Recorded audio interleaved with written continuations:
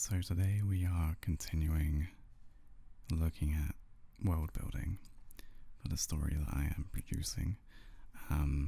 So the key takeaway, I guess, is that I am writing a book series, or at least I am planning to, and I am looking at doing, I guess, book one and working out things like characters and, plot structure and just everything that goes into writing a story, really.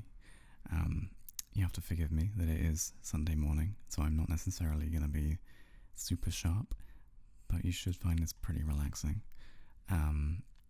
So we're going to use what's called the grapes method for world building. And to my memory, in fact, rather than trying to remember it, I will read it out loud. So grapes is geography, religion, achievements, politics, economics, and social structure. And the idea is that when you're thinking of futuristic environments, or even everyday contemporary environments, you can use grapes to help kind of guide and form kind of a proper structure around the world that you're creating. So last we spoke about this, I mentioned that I was going to have Earth as one of the major kind of worlds in this sci-fi series. I think some sci-fi kind of novels, they like to have this idea that the Earth doesn't exist, or it's been destroyed, or it never existed in the first place. But the prevailing kind of theme of my story is hope, and the idea that things do get better over time, particularly at the moment, because things feel like they're not getting better. So I would like to write something that's kind of got like a positive kind of spin to it, or at least maybe not a spin, but more kind of like a narrative understructure that is rooted in the idea that things progress. So we're going to go through the grapes method based upon Earth and work out the answers to some of these questions. So the first category is geography. I got a new pen. I forgot to remove the plastic cap.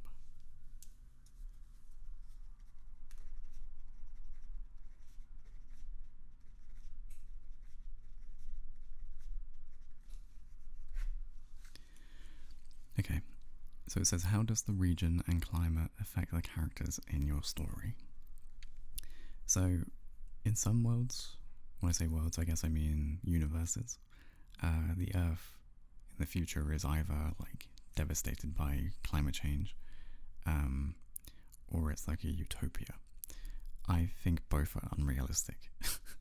I think the reality is that climate change is obviously a very significant problem, and one that we should do more about.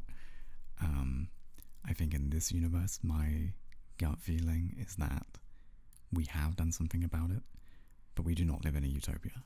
It's not like luscious green worlds where there's like forests everywhere and like perfectly clear rivers and that kind of thing. I think there are still issues on the Earth, and we're going to kind of go for that middle ground between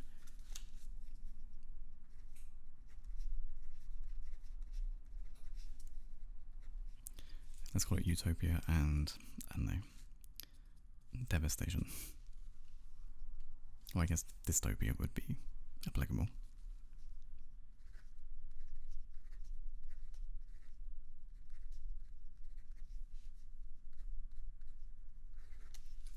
So we're going to aim for the middle.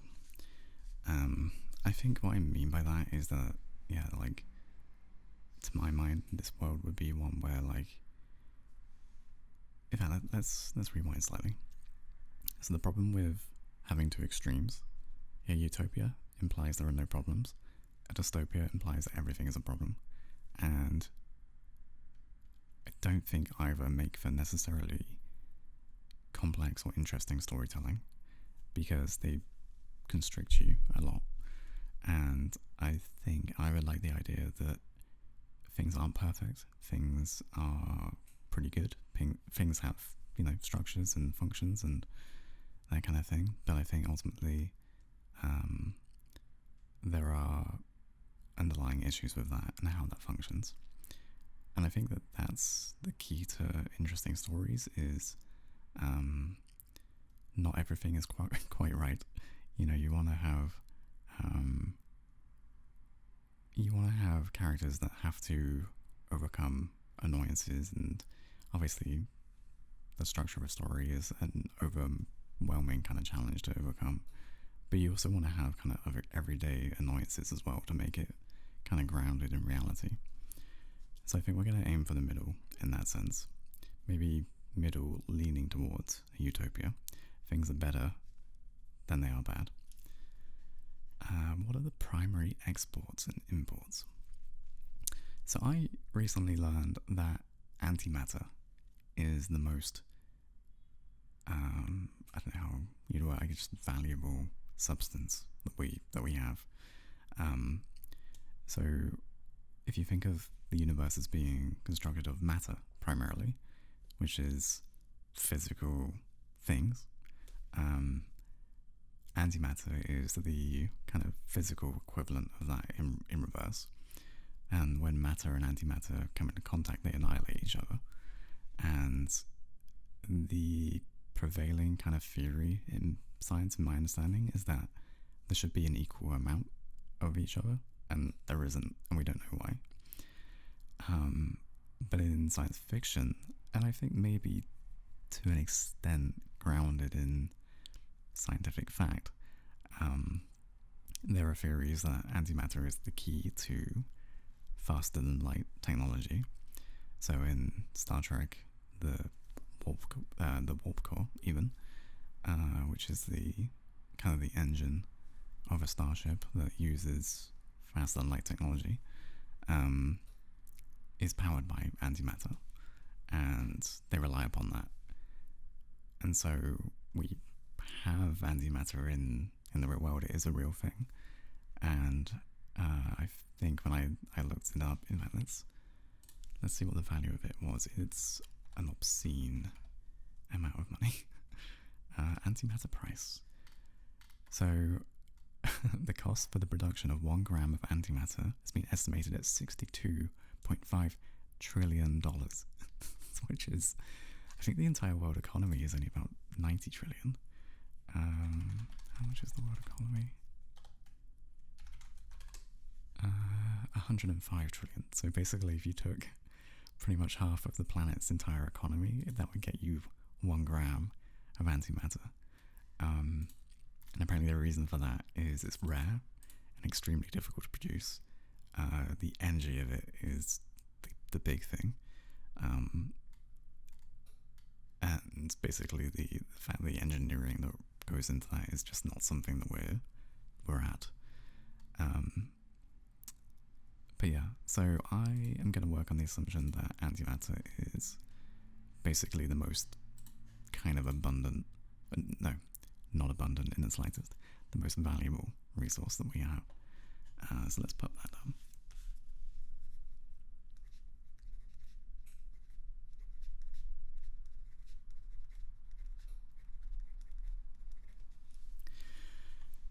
And then if we think about the geography of the planet in terms of resources, I think water actually is probably the next kind of big export. If you think of smaller planets like colonies or kind of space stations, they're not necessarily likely to have the same access to water that the Earth does. It is the kind of defining feature of our planet is that it's abundant with water. So I think I'm going to assume that as being a primary kind of export as well.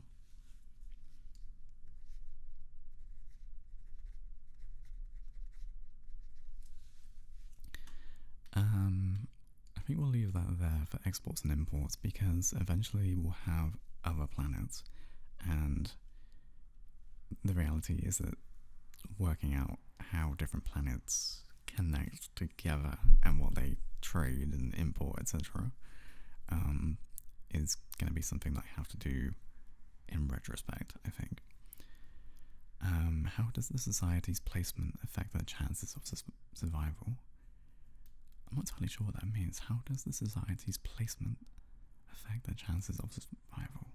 I guess that means, like, you know, are there threats of war on the planet, or are things pretty stable? I'm gonna say that things are pretty stable, I think.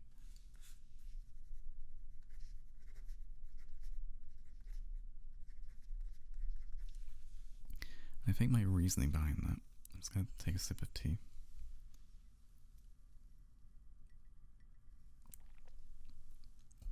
I think my reasoning behind that is that if it is a semi-utopia, it's not a full utopia by any means, I would like to think that we've overcome most of our differences. And I think that when we, in real life, start to move beyond the Earth to people living on the moon, living on Mars, you know, occupying space stations, that kind of thing, I think that's likely to kind of like create new kind of, well, not geopolitical, but political challenges that make living on Earth become a commonality rather than a source of difference. Because at the moment, a lot of conflicts are based upon geography, religion, economics, political systems. I think that as we, kind of venture into the cosmos, things that might seem like big differences today might become lesser kind of differences in the future. So I think that we're going to say that it's a stable society, at least on Earth, and it might not be elsewhere. Okay, so that's the very basics of the geography part. Religion. What do your characters believe in? So I'm not going to focus on what the characters believe in. In fact, you know what? I'm actually going to skip religion because I want to work out some bits and pieces first before I think about that. Because I feel like it's a pretty big one. I don't think I can do it justice kind of on camera, like off the mark. So we'll come back to that. Achievements. What is the civilization? Can't speak. What has the civilization created that has withstood the test of time?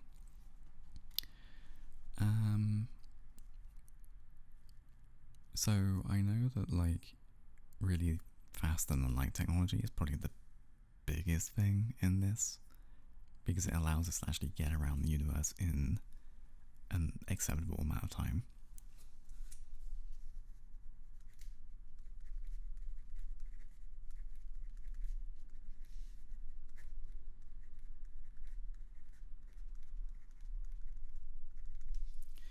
And then that plays back into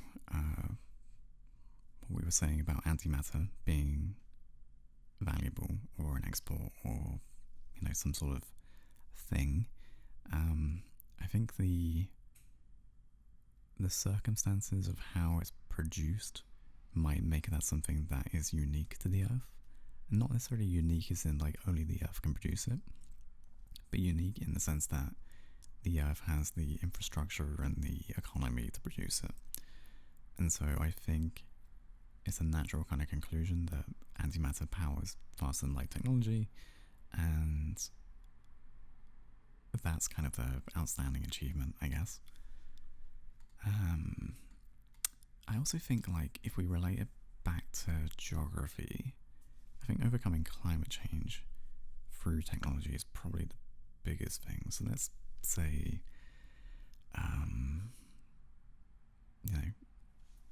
carbon neutrality.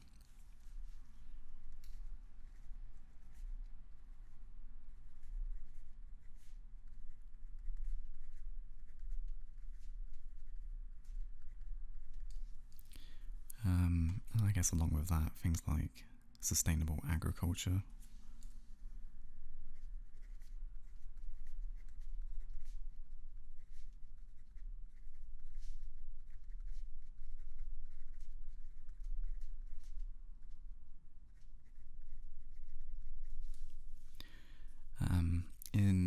in sci-fi there's a thing called a breadbasket planet, which is basically a planet that produces enough food that it also is enough to kind of provide that around to the other colonies within a nation or a system or something like that. And I imagine that the Earth in my kind of reality is a bit of a breadbasket kind of planet. Like, we worked out how to scale agriculture at a level that doesn't deplete our natural resources or damage the Earth itself. Also, apologies, you might be hearing a siren. It's the trouble with living on a main road. Okay, that's gone. I have to try and work out if I can edit that out. If I do edit it out, there was a siren. Yeah, so I envision the Earth being a bit of a breadbasket where it has enough food to supply it around the Empire, or nation, or federation, whatever we're going to term this thing. I don't think it's going to be an empire, thinking about it, because if it's like a semi-utopia, why would it be an empire? Why would it be imperialistic? Okay, so that's probably the largest kind of things, really.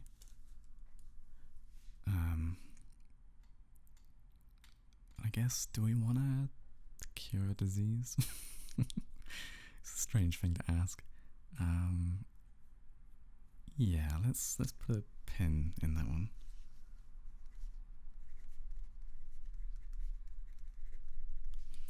The reason I say that is that sometimes if you make things a bit too utopian, again, kind of like what we spoke about earlier, like they become a bit like, so what's the problem? So there's a couple of things there that I want to make sure that we don't make it too flawless, that they're never issues. The idea that like people are immortal is kind of boring. So we'll think about that one a bit further. Politics. Who controls the society and how do they control it? System of government. I'm English and very much pro the European Union, and I think the EU is the most significant political, social achievement in history. The Americans listening to this will think the United States is that achievement, but I think when you look at the nature of European society and you look at how all of those countries have unique cultures and viewpoints, and how they themselves are countries that are formed of towns, cities, regions with very complex differences, the idea that those countries are then united under a European Union is mind-boggling. I don't think the Americans can rival that, because I think that there's just so much conflict in Europe, and I feel like the fact that we've overcome it, and 27, I think, countries now, sit at a table and say, how do we want to govern ourselves, is just, I don't think there's anything that compares. So the EU is I believe it's a confederation rather than a federation. So the United States, for instance, is a federation because it has a federal government, and effectively that means that power is centralized in Washington. But then they have 50 states that have their own amount of power, but not enough power to override the main government itself. And so the states look to Washington for things like defense, economic empowerment, creating, the primary currency, enforcing trade, that kind of thing. And in particular, they also look to the government in Washington for how they interact with other state governments around the world. Whereas in the EU, we have Parliament in Brussels, in Belgium, but power is still, devolved between member states. So there is no centralized government in Europe, at least not in a traditional kind of sense. There are expectations that are legally binding in some ways. So, for instance, the EU can set law that applies to its member states, but those laws typically don't pass without a unanimous consent from the states. So you're very unlikely to come across a law that a member state is not in favour of, at least not in the current government that votes for that law. So they have what are called MEPs, which are members of the European Parliament who attend Parliament in Brussels on behalf of a member state. And they would say, well, my country, the UK, when it was part of the EU, is in favour of this bill. And so, yeah, we give you the authority to continue. And my understanding is that provided they get enough, or I don't know if it's an absolute majority or if it's a regular majority, but provided they get enough support, that legislation goes ahead. Whereas in the United States, you have a similar kind of thing, but it is a bit different because, you know what, I'm not entirely sure how it would be different thinking about it, because if you're from, I don't know, California, and you send your congressman to Washington to vote on your behalf, I guess you are kind of doing the same thing. But the reality is that there are intricacies and nuances there. So I'm going to say that it's I think,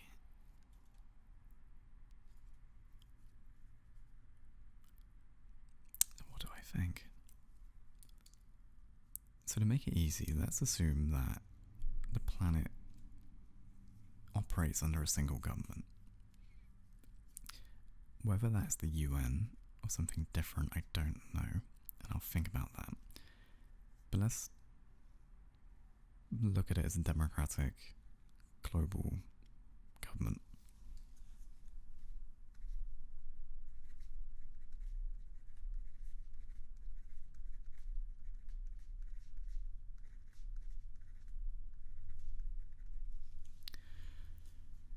How are laws created? So I quite like the idea of a Supreme Court. It kind of sounds cool. I also quite like the American system of government where you have the executive, the judiciary, and the legislature. And I think that that's the sort of thing that I would replicate. Because I actually think the American system, in terms of how law is passed and enforced, is pretty effective. I think that the people that, I mean, to be frank, for lack of better wording, politicians, are the problem. I don't think the actual system itself is the problem. So I think we're going to go with, let's call it the US system.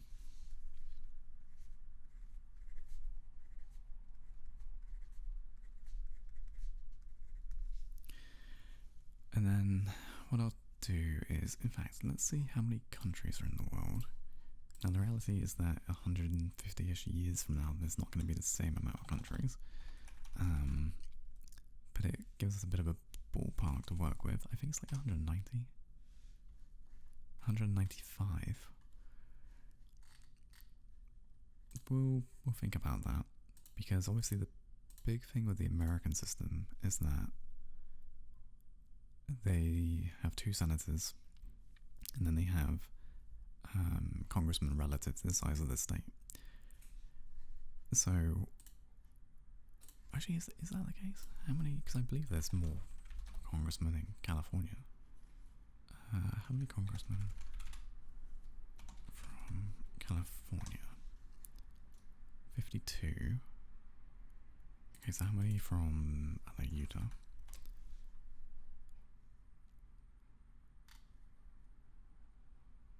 4. Okay, so yeah, it does differ depending on the size of the state. I just wanted to confirm that.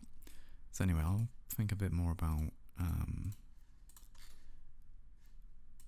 that, because I need to work out how that would actually function in reality. Who is in power? Well, if we're going with the American system, I guess we have a president. Yeah, I think I'm fine with that.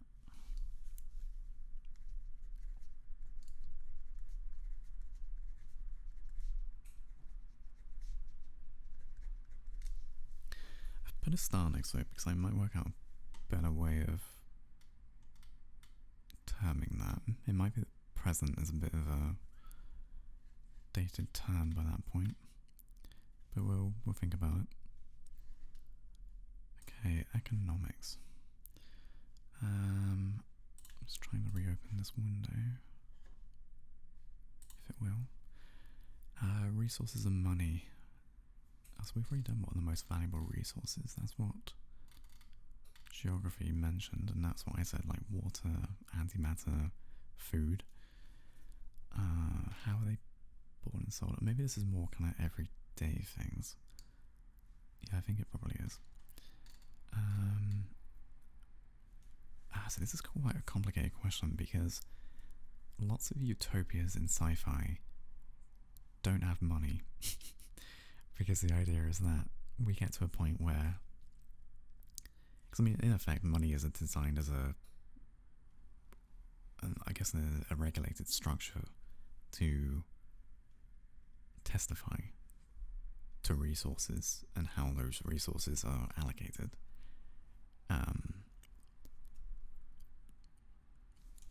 And I think the idea really is that in a utopia, we no longer need a physical check, like money, to verify how many resources you're entitled to. Because that's what it comes down to. It's basically kind of a way of saying, you're of this amount of wealth, and therefore you get access to these resources. You get this amount of wealth, therefore you get access to these resources. And it's a fundamentally imperfect system.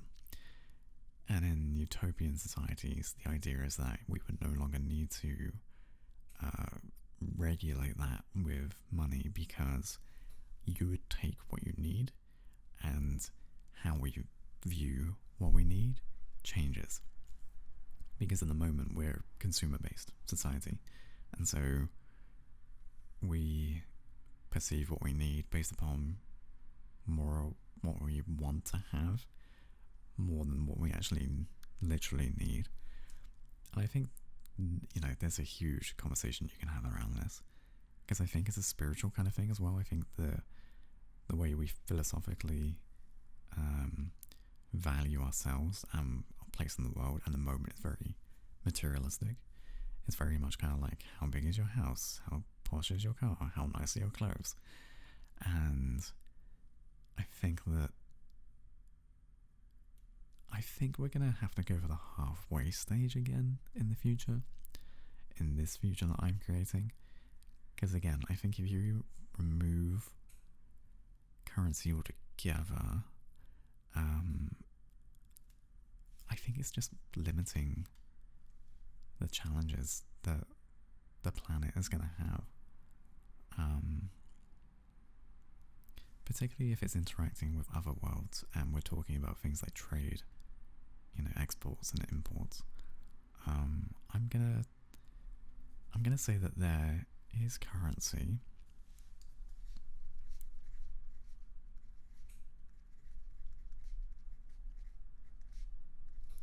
but with the caveat that we have a unified global currency, and it needs a better name than credits, because credits is always the thing that sci-fi calls it. If they need a currency of some sort, it's credits. There's nothing else. It's just credits. I don't think it would be the dollar. I don't think it would be the euro. Mostly because they're very nation specific. Obviously the dollar is used throughout the world, and it is the global reserve currency. But what I mean is that it's of a different time, I think, if I'm looking at this through the lens of the 22nd century. I think the euro is too Eurocentric. So we'll think about a name.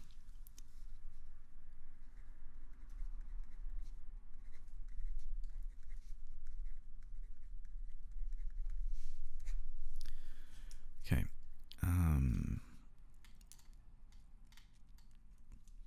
I do like the idea from Star Trek that we have replicators, which is basically a machine that creates what you need. So at that point, we're able to like manipulate matter, in effect. I'm gonna break that down though and work on the assumption that that is like far future technology, because I think the ability to manipulate matter at that kind of level to make like a bolognese is a bit kind of like, you know, sure Jan, one day. So I'm gonna think about that, because I feel like if we think about the agricultural stability, we're still obviously farming.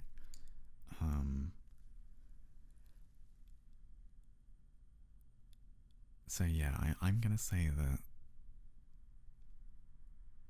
I'm gonna think about that. I'm gonna think about that one through. Okay, next question. So I'll come back to that one. I'll think about it, and then I'll keep you updated. How wealthy is the society? Again, I think that's relative, because I need to work out where the other planets fit into this. But I would say that given the state of the Earth and its stability and its exports, it's pretty much top dog.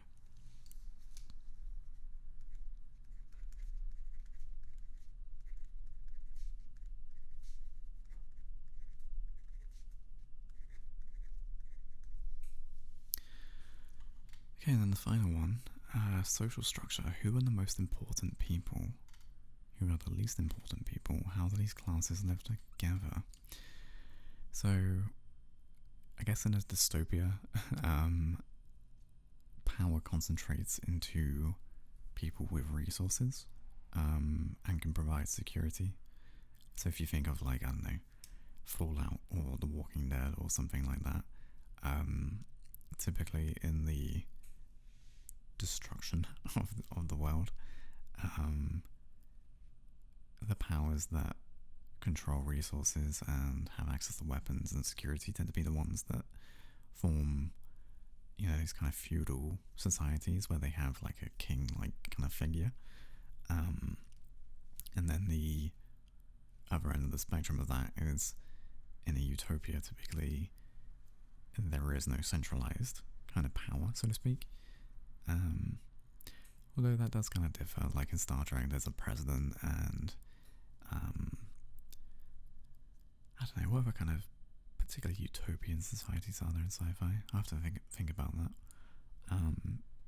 But I don't think either are realistic. I mean, I think it's realistic that if there was a global catastrophe, that feudal systems with kind of like these mock kind of kings would form. But I don't think you can have a utopia that is like, doesn't have a centralized kind of power structure. So if we think about a pyramid,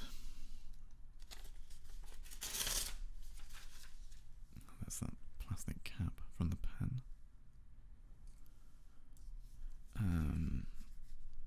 Let's think about this.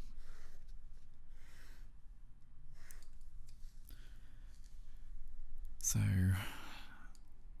I'm actually I'm gonna start at the bottom. So I want to assume that manual labor is done by androids, or robots.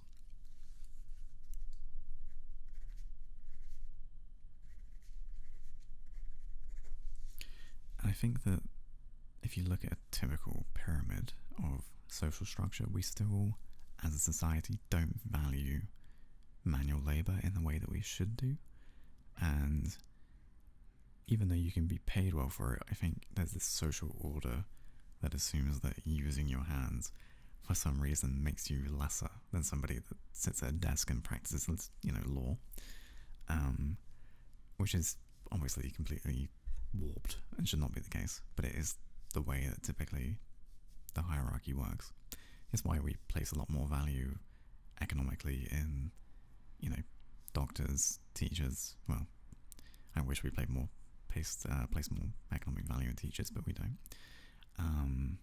But doctors, lawyers, that kind of vibe, CEOs.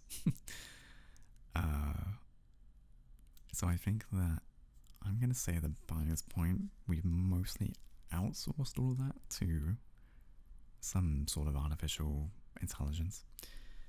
Actually, that's a good point. Are they going to be artificially intelligent? To an extent, they need to be to do their job.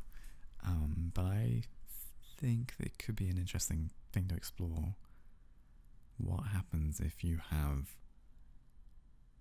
these robots that work for humanity but aren't given the rights of a human?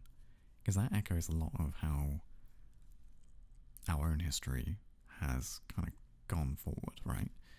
Where, even now, there are still places in the world that don't afford health and safety rights and ensure the well-being of people that work in these kind of conditions.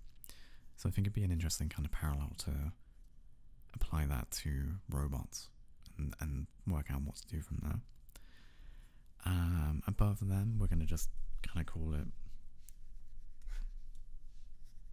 I'm just going to, for lack of a better wording, call it society.